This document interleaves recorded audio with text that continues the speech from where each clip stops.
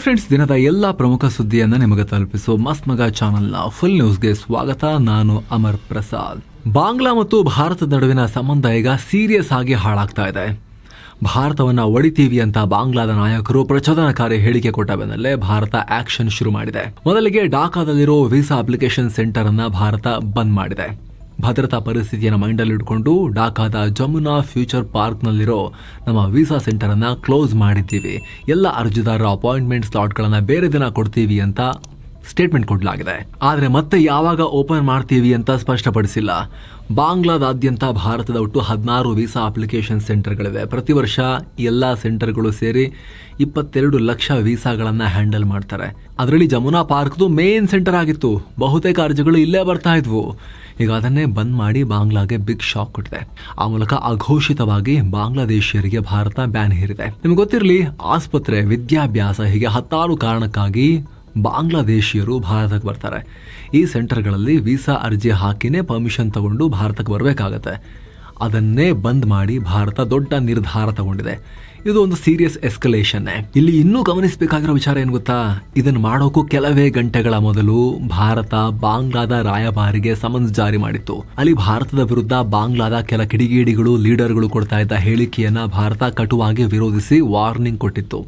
ಅದರ ಬೆನ್ನಲ್ಲೇ ಈ ಘಟನೆಯಾಗಿದೆ.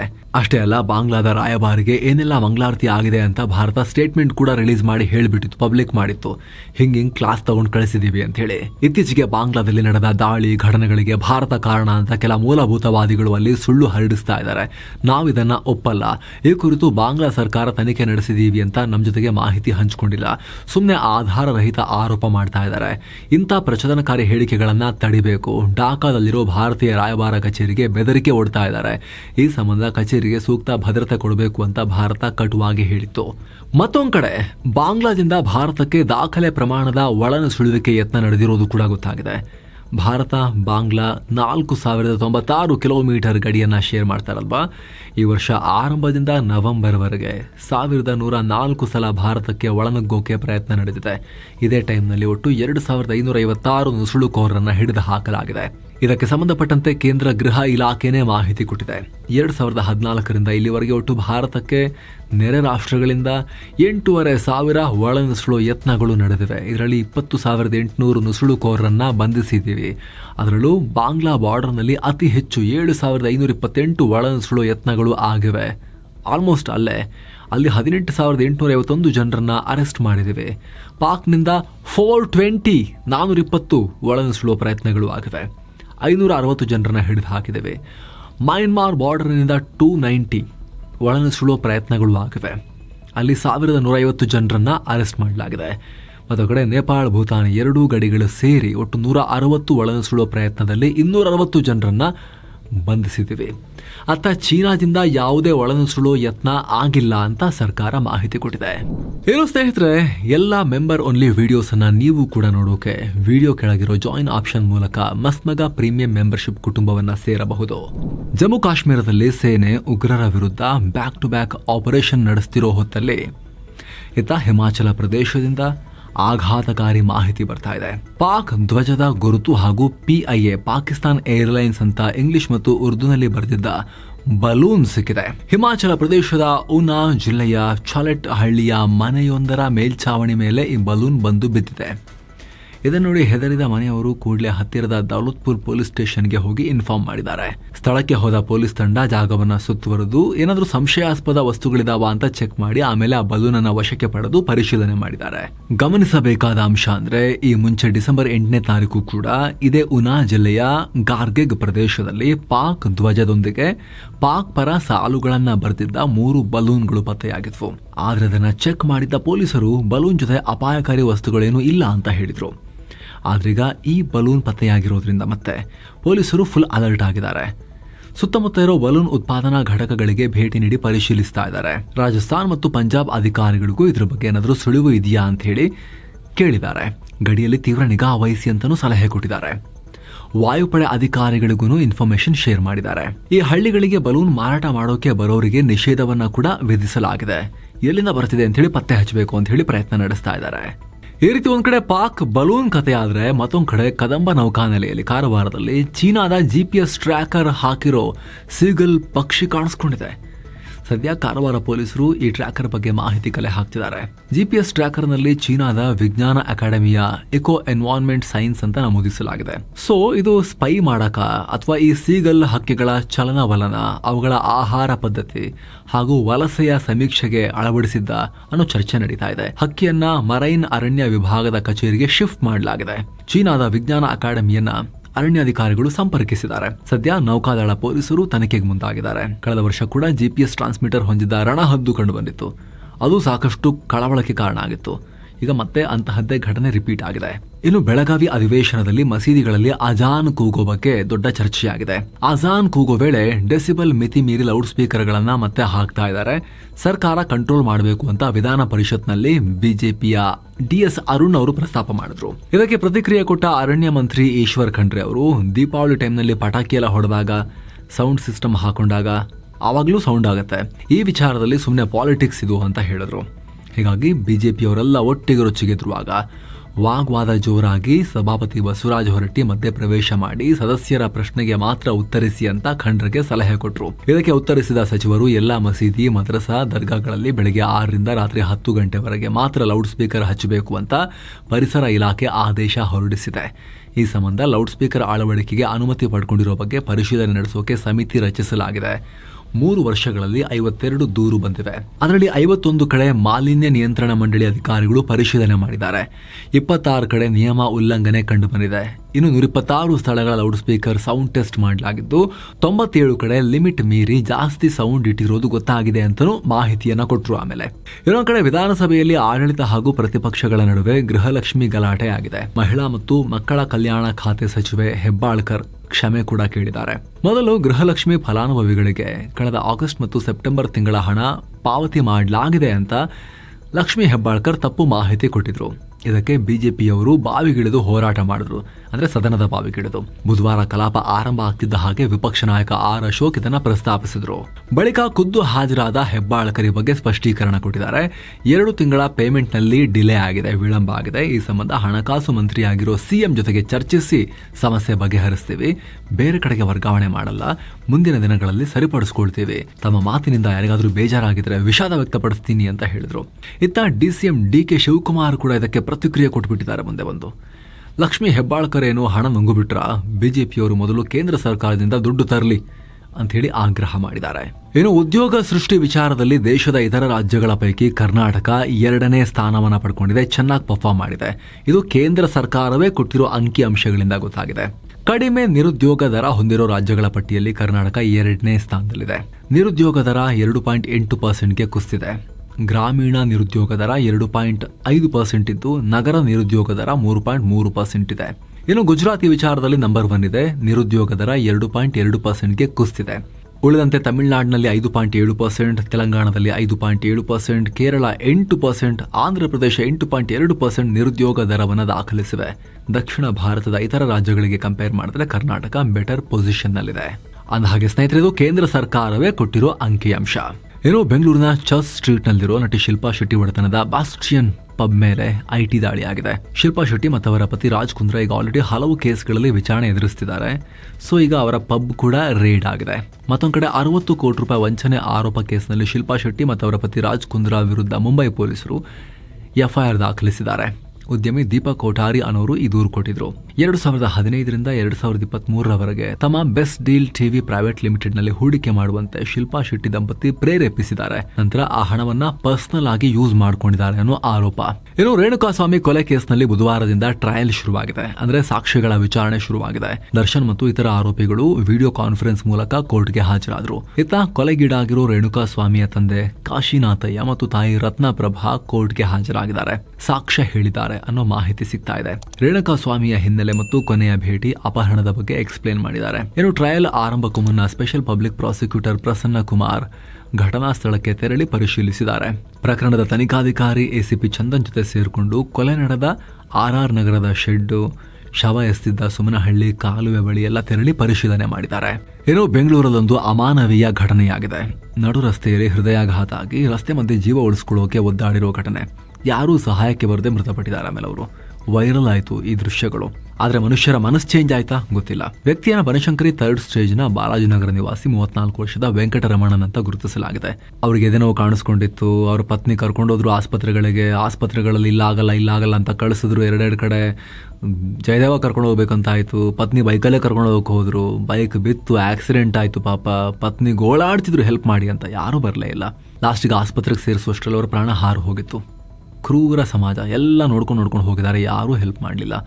ಆದರೆ ಫ್ಯಾಮಿಲಿಯವರು ಅವರ ಕಣ್ಣನ್ನು ದಾನ ಮಾಡಿ ಈ ಘಟನೆ ನಡುವೆ ಕೂಡ ಸಾರ್ಥಕತೆಯನ್ನು ಮೆರೆದಿದ್ದಾರೆ.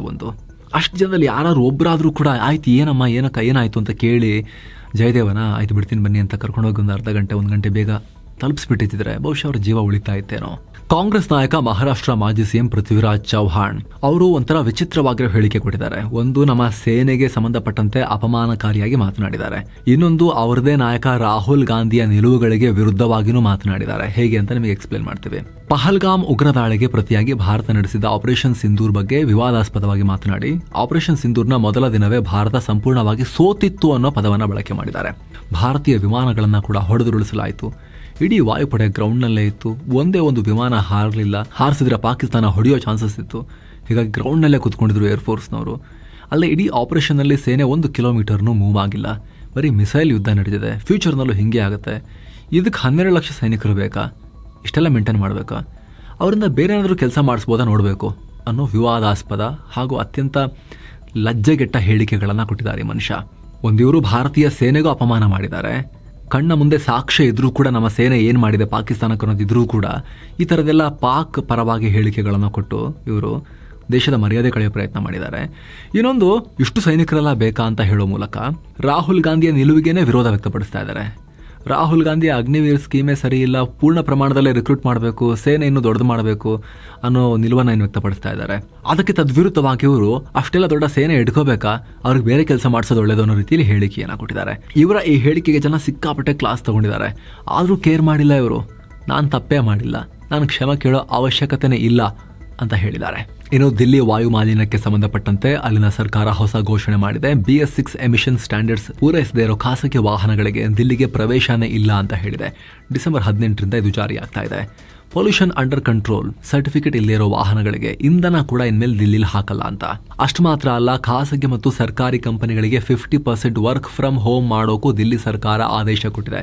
ಇದೆಲ್ಲ ನೋಡ್ತಾ ಇದ್ದ ಚೀನಾ ದಿಲ್ಲಿ ವಾಯು ಮಾಲಿನ್ಯ ಸಮಸ್ಯೆಗೆ ತಾನು ಕಂಡುಕೊಂಡಿರೋ ಪರಿಹಾರವನ್ನ ಸಲಹೆ ಕೊಟ್ಟಿದೆ.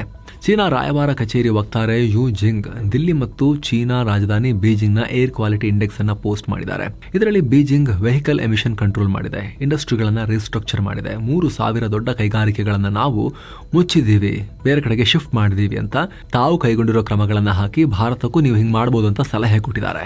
ಯಾಕಂದ್ರೆ ಸ್ನೇಹಿತರೆ, ಜಸ್ಟ್ 10-15 ವರ್ಷಗಳ ಹಿಂದಕ್ಕೆ ಹೋದ್ರೆ ಬೀಜಿಂಗ್ ಇಷ್ಟೇ ವರ್ಸ್ಟ್ ಇತ್ತು.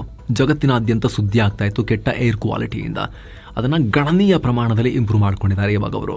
ಇನ್ನು ಭಾರತೀಯ ಸೇನೆಗೆ ಅಂತಿಮ ಬ್ಯಾಚ್ನ ಬೋಯಿಂಗ್ ಅಪಾಚಿ ಹೆಲಿಕಾಪ್ಟರ್ಗಳು ಬಂದು ಸೇರ್ಪಡೆಯಾಗಿವೆ. ಬಂದಿರೋ 3 ಹೆಲಿಕಾಪ್ಟರ್ಗಳ ಅಸೆಂಬ್ಲಿ, ತಪಾಸಣೆ ಮತ್ತು ಚೆಕಿಂಗ್ ಪೂರ್ಣಗೊಳಿಸಿ ರಾಜಸ್ಥಾನದ ಜೋಧ್ಪುರ್ ಬೇಸ್ನಲ್ಲಿ ನಿಯೋಜನೆ ಮಾಡಲಾಗುತ್ತೆ. 2020ರಲ್ಲಿ 6 ಅಪಾಚೆಗಳ ಖರೀದಿಗಾಗಿ $600 ಮಿಲಿಯನ್ ಮೌಲ್ಯದ ಡೀಲ್ ಆಗಿತ್ತು. ಆದರೆ ಸಪ್ಲೈ ಚೈನ್ ಸಮಸ್ಯೆ ಅಂತ ಹೇಳಿ ಅಮೆರಿಕ ಇಷ್ಟು ದಿನ ಆದ್ಮೇಲೆ ಎಲ್ಲ ಹೆಲಿಕಾಪ್ಟರ್ಗಳನ್ನ ಭಾರತಕ್ಕೆ ಇವಾಗ ಡೆಲಿವರಿ ಮಾಡ್ತಾ ಇದೆ. ಇರಾನ್ನ ಕೆಂಪು ಸಮುದ್ರದ ಬಗ್ಗೆ ವಿಜ್ಞಾನಿಗಳು ಕ್ಲಾರಿಟಿ ಕೊಟ್ಟಿದ್ದಾರೆ. ಇತ್ತೀಚೆಗೆ ಇರಾನ್ನ ಹಾರ್ಮುಜ್ ದ್ವೀಪದ ಕರಾವಳಿಯಲ್ಲಿ ಕೆಂಪು ಬಣ್ಣದ ನೀರು ಕಾಣಿಸಿಕೊಂಡಿತ್ತು ರಕ್ತದ ಮಾದರಿಯಲ್ಲಿ. ಆರಂಭದಲ್ಲಿ ಇದೇನು ವಿಚಿತ್ರ ಅಂತ ಎಲ್ಲರೂ ಕೂಡ ದಿಗ್ಭ್ರಮೆಯಾಗಿದ್ರು. ಈಗ ವಿಜ್ಞಾನಿಗಳು ವಿವರಿಸಿದ್ದಾರೆ, ಇದು ಮಳೆಯ ಪರಿಣಾಮ ಅಂತ ಹೇಳಿದ್ದಾರೆ. ಇತ್ತೀಚೆಗೆ ಹಾರ್ಮುಜ್ ದ್ವೀಪದಲ್ಲಿ ಭಾರಿ ಮಳೆ ಸುರಿದಿತ್ತು. ಈ ಹಾರ್ಮುಜ್ ದ್ವೀಪ ತನ್ನ ಕೆಂಪು ಮಣ್ಣಿನಿಂದ ಜಗತ್ ಪ್ರಸಿದ್ಧ. ಅಲ್ಲಿನ ಬೆಟ್ಟಗುಡ್ಡಗಳ ಮಣ್ಣಿನಲ್ಲಿ ಐರನ್ ಆಕ್ಸೈಡ್ ಅಂದ್ರೆ ಕಬ್ಬಿಣದ ಅಂಶ ಅತಿ ಹೆಚ್ಚಾಗಿದೆ. ಇದೇ ಕಾರಣಕ್ಕೆ ದ್ವೀಪದ ಮಣ್ಣು ಕೆಂಪಾಗಿರುತ್ತೆ. ಮಳೆ ಜಾಸ್ತಿ ಆದಾಗ ಅದೆಲ್ಲ ಹರ್ಕೊಂಡು ಆ ಬಣ್ಣದ ಸಮೇತ ಬಂದು ಸಮುದ್ರಕ್ಕೆ ಸೇರಿ ಈ ರೀತಿಯಾಗಿದೆ ಅಂತ ಹೇಳಿದ್ದಾರೆ. ಇನ್ನು ಭಾರತ ಸೌತ್ ಆಫ್ರಿಕಾ ನಡುವೆ ಲಕ್ನೋನ ಅಟಲ್ ಬಿಹಾರಿ ವಾಜಪೇಯಿ ಸ್ಟೇಡಿಯಂನಲ್ಲಿ 4ನೇ T20 ಪಂದ್ಯ ನಡೀತಾ ಇದೆ. ಈಗ ಆಲ್ರೆಡಿ 5 ಮ್ಯಾಚ್ಗಳ ಈ ಸರಣಿಯಲ್ಲಿ ಟೀಮ್ ಇಂಡಿಯಾ 2-1 ಮುನ್ನಡೆಯನ್ನ ಸಾಧಿಸಿದೆ. ಈ ಪಂದ್ಯ ಗೆಲ್ಲುವ ಮೂಲಕ ಸರಣಿ ತನ್ನ ಕೈವಶ ಮಾಡ್ಕೊಳ್ಳೋಕೆ ನೋಡ್ತಾ ಇದೆ. ಇನ್ನು ಬಿಸ್ನೆಸ್ ಮತ್ತು ಮಾರ್ಕೆಟ್ ಸುದ್ದಿಯತ್ತ ಗಮನ ಹರಿಸುವುದಾದ್ರೆ ಮೊದಲಿಗೆ ಭಾರತದ ಷೇರುಪೇಟೆ ನೋಡೋಣ. ದಿನದ ವಹಿವಾಟಿನ ಅಂತ್ಯಕ್ಕೆ ಸೆನ್ಸೆಕ್ಸ್ 120 ಪಾಯಿಂಟ್ಸ್ ಅಥವಾ 0.14% ಬಿದ್ದು 84,559ಕ್ಕೆ ರೀಚ್ ಆಗಿದೆ. ನಿಫ್ಟಿ 41 ಪಾಯಿಂಟ್ಸ್ ಡೌನ್ ಆಗಿ ಅಂದ್ರೆ 0.16% ಡೌನ್ ಆಗಿ 25,818ಕ್ಕೆ ತಲುಪಿದೆ. ಇತ್ತ ಮಿಡ್ ಕ್ಯಾಪ್ ಇಂಡೆಕ್ಸ್ 0.53% ಡೌನ್ ಆಗಿದ್ದು ಸ್ಮಾಲ್ ಕ್ಯಾಪ್ ಇಂಡೆಕ್ಸ್ 0.85% ಕುಸಿದು ಕುಸಿತ ಕಂಡಿದೆ. ಈ ಎಲ್ಲ ಕುಸಿತದಿಂದ BSE ಲಿಸ್ಟೆಡ್ ಕಂಪನಿಗಳ ಮಾರ್ಕೆಟ್ ಕ್ಯಾಪ್ 467.64 ಲಕ್ಷ ಕೋಟಿ ರೂಪಾಯಿನಿಂದ 466 ಲಕ್ಷ ಕೋಟಿ ರೂಪಾಯಿಗೆ ರೀಚ್ ಆಗಿದೆ. ರೂಪಾಯಿ ಮೌಲ್ಯದ ಕುಸಿತ, ವಿದೇಶಿ ಬಂಡವಾಳದ ಹೊರಹರಿವು ಮಾರ್ಕೆಟ್ಗೆ ಪೆಟ್ಟು ಕೊಟ್ಟಿದೆ. ಹಾಗೆ ಭಾರತ ಮತ್ತು ಅಮೆರಿಕ ನಡುವಿನ ವ್ಯಾಪಾರ ಒಪ್ಪಂದ ಡಿಲೇ ಆಗ್ತಿದೆ. ಇದುವರೆಗೂ ಕ್ಲಾರಿಟಿ ಇಲ್ಲ. ಈ ಎಲ್ಲ ಕಾರಣಗಳಿಂದ ಮಾರ್ಕೆಟ್ ನಿರಂತರ 3ನೇ ಸೆಷನ್ನಲ್ಲೂ ಕೂಡ red. State Bank of India, Infosys, Axis Bank, Tata Consultancy ಮತ್ತು ಸನ್ ಫಾರ್ಮಾಸ್ಯೂಟಿಕಲ್ ಇಂಡಸ್ಟ್ರೀಸ್ ಷೇರುಗಳು ಗ್ರೀನ್ನಲ್ಲಿದ್ವು. ಇತ Trent, HDFC Bank, ICICI Bank, Adani Ports ಮತ್ತು ಬಜಾಜ್ ಫಿನ್ಸರ್ವ್ ಷೇರುಗಳು ರೆಡ್ನಲ್ಲಿದ್ವು. ಡಾಲರ್ ಮುಂದೆ ರೂಪಾಯಿ ಮೌಲ್ಯ 55 ಪೈಸೆ ಗೇನ್ ಆಗಿ 90 ರೂಪಾಯಿ 38 ಪೈಸೆ ಆಗಿದೆ. ಭಾರತದ market regulator SEBI, securities and exchange board of India ಹೊಸ ಮ್ಯೂಚುವಲ್ ಫಂಡ್ ನಿಯಮಗಳಿಗೆ ಅನುಮೋದನೆ ಕೊಟ್ಟಿದೆ. ಸುಮಾರಷ್ಟು ವಿಚಾರಗಳಿಗೆ ಅನುಮೋದನೆಯನ್ನ ಅಪ್ರೂವಲ್ ಅನ್ನು ಕೊಟ್ಟಿದೆ ಸೆಬಿ. ಒಂದೊಂದಾಗಿ ಹೇಳ್ತಾ ಹೋಗ್ತೀವಿ. ಮೊದಲಿಗೆ ಮ್ಯೂಚುವಲ್ ಫಂಡ್ 1996 ಫ್ರೇಮ್ ವರ್ಕ್ ಅನ್ನ ರಿಪ್ಲೇಸ್ ಮಾಡಿ ಮ್ಯೂಚುವಲ್ ಫಂಡ್ಸ್ ರೆಗ್ಯುಲೇಷನ್ 2026ಗೆ ಅಪ್ರೂವಲ್ ಕೊಟ್ಟಿದೆ. ಇದರ ಅಡಿಯಲ್ಲಿ ಹೂಡಿಕೆದಾರರ ಮೇಲೆ ಹಾಕಲಾಗ್ತಾ ಇದ್ದ ಶುಲ್ಕದ ಪದ್ಧತಿಯನ್ನ ಸಂಪೂರ್ಣವಾಗಿ ಪರಿಷ್ಕರಣೆ ಮಾಡೋಕೆ ಸೆಬಿ ಒಪ್ಪಿಗೆ ಕೊಟ್ಟಿದೆ. ಇಲ್ಲಿವರೆಗೆ ಫಂಡ್ ಹೌಸ್ಗಳಿಗೆ ಕೊಡ್ತಾ ಇದ್ದ ಶುಲ್ಕ ಅಥವಾ ಫೀಸ್ ಸ್ಟ್ರಕ್ಚರ್ ಈಗ ಬದಲಾಗುತ್ತೆ. ಇದು ನೇರವಾಗಿ ಹೂಡಿಕೆದಾರರ ಆದಾಯದ ಮೇಲೆ, ರಿಟರ್ನ್ಸ್ ಮೇಲೆ ಪರಿಣಾಮ ಬೀರಬಹುದು. ಮುಖ್ಯವಾಗಿ ಟೋಟಲ್ ಎಕ್ಸ್ಪೆನ್ಸ್ ರೇಷಿಯೋ ಅಡಿಯಲ್ಲಿ ಬರೋ ಎಲ್ಲ ಶುಲ್ಕಗಳನ್ನು ಒಳಗೊಂಡ ಹೊಸ ಮಿತಿಯನ್ನ ಸೆಬಿ ಜಾರಿಗೆ ತರ್ತಾ ಇದೆ. ಅಂದರೆ ಬ್ರೋಕರೇಜ್ ಮತ್ತು ಇತರ ವಹಿವಾಟು ವೆಚ್ಚಗಳನ್ನೆಲ್ಲ ಸೇರಿಸಿ ಒಂದೇ ಮಿತಿಯೊಳಗೆ ತರೋಕೆ ಸೂಚಿಸಲಾಗಿದೆ. ಇದರಿಂದ ಫಂಡ್ ಹೌಸ್ಗಳು ಅನಗತ್ಯವಾಗಿ ಹೆಚ್ಚಿನ ಶುಲ್ಕ ವಸೂಲಿ ಮಾಡೋದಕ್ಕೆ ಬ್ರೇಕ್ ಬೀಳುತ್ತೆ. ಯಾವಾಗ ಈ ಫಂಡ್ ಮ್ಯಾನೇಜ್ಮೆಂಟ್ ಫೀಸ್ ಕಮ್ಮಿ ಆಗುತ್ತೋ ಆಗ ಹೂಡಿಕೆದಾರರ ಕೈಗೆ ಹೋಗೋ ಆಕ್ಚುಯಲ್ ರಿಟರ್ನ್ಸ್ ಇನ್ನೂ ಹೆಚ್ಚಾಗೋ ನಿರೀಕ್ಷೆ ಇರುತ್ತೆ. ಸಣ್ಣ ಹೂಡಿಕೆದಾರರಿಗೂ ಅನುಕೂಲ ಆಗಲಿ ಅನ್ನೋ ಉದ್ದೇಶದಿಂದ ಮಾಡ್ತಿದ್ದೀವಿ ಅಂತ ಸೆಬಿ ಹೇಳಿದೆ. ಶುಲ್ಕದ ಜೊತೆಗೆ ಮ್ಯೂಚುವಲ್ ಫಂಡ್ನಲ್ಲಿ ನಡೆಯೋ ಇನ್ಸೈಡರ್ ಟ್ರೇಡಿಂಗ್ ತಡೆಯೋಕ್ಕೂ ನಿಯಮಗಳನ್ನು ತರಲಾಗಿದೆ. ಅಂದರೆ ಫಂಡ್ನ ಒಳಗಿನ ಪ್ರಮುಖ ಮಾಹಿತಿಯನ್ನು ಬಳಸಿ ಯಾರೂ ವೈಯಕ್ತಿಕ ಲಾಭ ಮಾಡಿಕೊಳ್ಳದಂತೆ ಕಟ್ಟುನಿಟ್ಟಿನ ಕ್ರಮ ತಗೊಳ್ಳಲಾಗಿದೆ. ಇದು ಜನರ ಹೂಡಿಕೆಗೆ ಹೆಚ್ಚಿನ ಸೆಕ್ಯೂರಿಟಿಯನ್ನು ಕೊಡುತ್ತೆ. ಹಾಗೆ ಇನ್ನು ಮುಂದೆ ಕಂಪನಿಗಳು IPOಗೆ ಬರುವಾಗ ತಮ್ಮ ಷೇರುಗಳ ಬೆಲೆಯನ್ನು ಯಾವ ಆಧಾರದ ಮೇಲೆ ನಿಗದಿಪಡಿಸಿವೆ ಅನ್ನೋದನ್ನು ಹೂಡಿಕೆದಾರರಿಗೆ ಕಡ್ಡಾಯವಾಗಿ ಹೇಳಬೇಕು. ಉದಾಹರಣೆಗೆ, ಕಳೆದ 1 ವರ್ಷದಲ್ಲಿ ಆ ಕಂಪನಿಯ ಷೇರುಗಳನ್ನು ಯಾವ ಬೆಲೆಗೆ ಖರೀದಿ ಮಾಡಲಾಗಿತ್ತು, ಅಂದರೆ ಅನ್ಲಿಸ್ಟೆಡ್ ಶೇರ್ಸ್ ಅಥವಾ ಪ್ರೈವೇಟ್ ಈಕ್ವಿಟಿ ಯಾವ ಬೆಲೆಗೆ ಖರೀದಿ ಮಾಡಲಾಗಿತ್ತು, IPOಗೂ ಮುನ್ನ ನಡೆದ ಪ್ರೀ IPO ಡೀಲ್ಗಳು ಯಾವ ಪ್ರೈಸ್ನಲ್ಲಿ ಆಗಿದ್ವು, ಅದೆಲ್ಲ ಮಾಹಿತಿಯನ್ನು ಕೊಡಬೇಕು. ಅಷ್ಟೇ ಅಲ್ಲ, ಕಳೆದ 3 ವರ್ಷಗಳಲ್ಲಿ ಆ ಷೇರುಗಳ ಸರಾಸರಿ ವೆಚ್ಚ ಎಷ್ಟಿತ್ತು ಅನ್ನೋ ಮಾಹಿತಿಯನ್ನು ಕೂಡ ಕಂಪನಿಗಳು ಪಬ್ಲಿಕ್ ಮಾಡಬೇಕು ಅಂತ ಸೆಬಿ ಹೇಳಿದೆ. ಹಾಗೆ ಹೂಡಿಕೆದಾರರು ಇನ್ನು ಮುಂದೆ ದೊಡ್ಡ ದೊಡ್ಡ ದಾಖಲೆಗಳನ್ನು ಹುಡುಕೋ ಅವಶ್ಯಕತೆ ಇಲ್ಲ. ಕಂಪನಿಯ ವ್ಯಾಲ್ಯೂಯೇಷನ್ ಸರಿಯಾಗಿದೆಯಾ ಅಥವಾ ಇಲ್ವಾ ಅಂತ ನೋಡಿಕೊಂಡು ಮುಂದೆ ನಿರ್ಧಾರ ಮಾಡಬಹುದು. ಶೇರ್ ಮಾರ್ಕೆಟ್ನಲ್ಲಿ ಸಾಲದ ಬಾಂಡ್ಗಳ ಮೂಲಕ ಹಣ ಸಂಗ್ರಹಿಸುವ ಕಂಪನಿಗಳಿಗೂ ಸೆಬಿ ಈಗ ದೊಡ್ಡ ರಿಲೀಫ್ ಕೊಟ್ಟಿದೆ.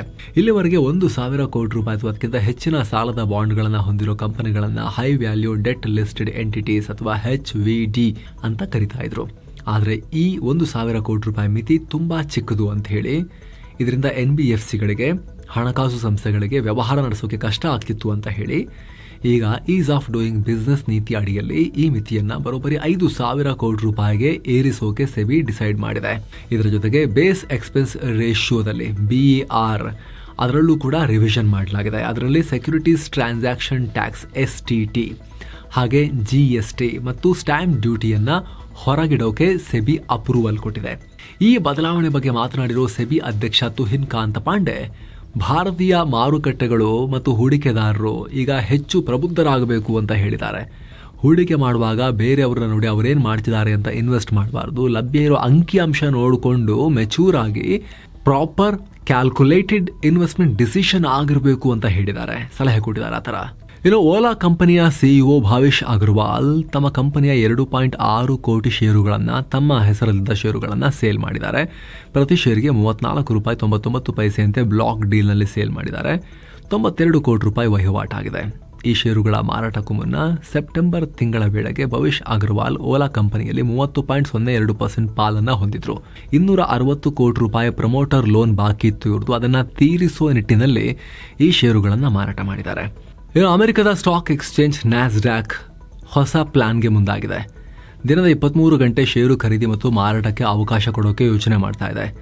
ಈಗಿರೋ ಮಾರುಕಟ್ಟೆ ವಹಿವಾಟಿನ ಅವಧಿಯನ್ನು 16 ಗಂಟೆಗಳಿಂದ 23 ಗಂಟೆ ಮಾಡೋಕೆ ಮುಂದಾಗಿದೆ. ಇದಕ್ಕಾಗಿ ಅಮೆರಿಕದ market regulator securities and exchange ಕಮಿಷನ್ಗೆ ದಾಖಲೆಗಳನ್ನು ಸಲ್ಲಿಸೋಕೆ ನ್ಯಾಸ್ಡ್ಯಾಕ್ ಪ್ಲಾನ್ ಮಾಡಿದೆ. ಒಂದು ವೇಳೆ ಇದಕ್ಕೆ ಅನುಮೋದನೆ ಸಿಕ್ಕರೆ 2026 ದಿನದ 23 ಗಂಟೆ ಮಾರ್ಕೆಟ್ ವಹಿವಾಟು ಶುರುವಾಗಬಹುದು. ಆದರೆ ನ್ಯಾಸ್ಡ್ಯಾಕ್ನ ಈ ಪ್ಲಾನ್ಗೆ ಅಮೆರಿಕದ ಮಾರ್ಕೆಟ್ ತಜ್ಞರು ವಿರೋಧ ವ್ಯಕ್ತಪಡಿಸ್ತಾ ಇದ್ದಾರೆ. Worst thing in the world, trading ಅನ್ನ ಜೂಜಾಟ ಮಾಡೋ ಪ್ಲಾನ್ ಇದು ಅಂತ ಹೇಳ್ತಿದ್ದಾರೆ. ಅಲ್ಲದೆ ಮಾರ್ಕೆಟ್ ಓಪನ್ ಮತ್ತು ಕ್ಲೋಸ್ ಆಗೋ ಟೈಮ್ನಲ್ಲಿ ಮಾತ್ರ ಟ್ರೇಡಿಂಗ್ ನಡೆಯುತ್ತೆ, ಇದನ್ನ ಮಾಡಿದ್ರೆ ಏನು ಬೆನಿಫಿಟ್ ಇಲ್ಲ ಅಂತ ಹೇಳಿದ್ದಾರೆ. ಇನ್ನು ಚಿನ್ನ ಮತ್ತು ಬೆಳ್ಳಿ ಬೆಲೆ ವಿಚಾರಕ್ಕೆ ಬಂದರೆ 24 ಕ್ಯಾರೆಟ್ನ 10 ಗ್ರಾಂ ಚಿನ್ನದ ಬೆಲೆಯಲ್ಲಿ 540 ರೂಪಾಯಿ ಹೆಚ್ಚಾಗಿ 1,32,317 ರೂಪಾಯಿ ಆಗಿದೆ. 22 ಕ್ಯಾರೆಟ್ನ 10 ಗ್ರಾಂ ಚಿನ್ನದ ಬೆಲೆಯಲ್ಲಿ 490 ರೂಪಾಯಿ ಹೆಚ್ಚಾಗಿ 1,21,200 ರೂಪಾಯಿ ಆಗಿದೆ. 1 ಕೆಜಿ ಬೆಳ್ಳಿ ಬೆಲೆಯಲ್ಲಿ 7,666 ರೂಪಾಯಿ ಹೆಚ್ಚಾಗಿ 1,99,641 ರೂಪಾಯಿ ಆಗಿದೆ. ಸೊ ಫ್ರೆಂಡ್ಸ್, ಇದಾಗಿತ್ತು ಇವತ್ತಿನ ಫುಲ್ ನ್ಯೂಸ್. ನಾವು ಕೊಯ್ದಿಲ್ಲ, ಹೇಳೋದಿಲ್ಲ, ಕಿರಿಚಾಡಿಲ್ಲ, ಬರೀ ಸುದ್ದಿ ಥರ ನಿಮಗೆ ತಲುಪಿಸೋ ಪ್ರಯತ್ನ ನಡೆಸಿದ್ದೀವಿ. ನಿಮಗೆ ಇಷ್ಟ ಆಗ್ತಾ ಇದ್ರೆ ದಯವಿಟ್ಟು ಮಸ್ತ್ ಮಗ ಚಾನಲ್ಗೆ ಸಬ್ಸ್ಕ್ರೈಬ್ ಮಾಡಿ ಸ್ನೇಹಿತರೆ. ಹಾಗೆ ಆಗಲೇ ಹೇಳಿದ ಮಸ್ತ್ ಮಗ ಪ್ರೀಮಿಯಂ ಮೆಂಬರ್ಶಿಪ್ಪನ್ನು ವಿಡಿಯೋ ಕೆಳಗಿರೋ ಜಾಯಿನ್ ಆಪ್ಷನ್ ಮೂಲಕ ಆಸಕ್ತರು ಸೇರಬಹುದು. ಆನಂತರ ಎಲ್ಲ ಮೆಂಬರ್ ಓನ್ಲಿ ವೀಡಿಯೋಸನ್ನು ನೋಡೋಕೆ ಶುರು ಮಾಡ್ಬೋದು. ಮತ್ತೆ ಭೇಟಿ ಆಗ್ತಿರೋಣ. ನಮಸ್ತೆ.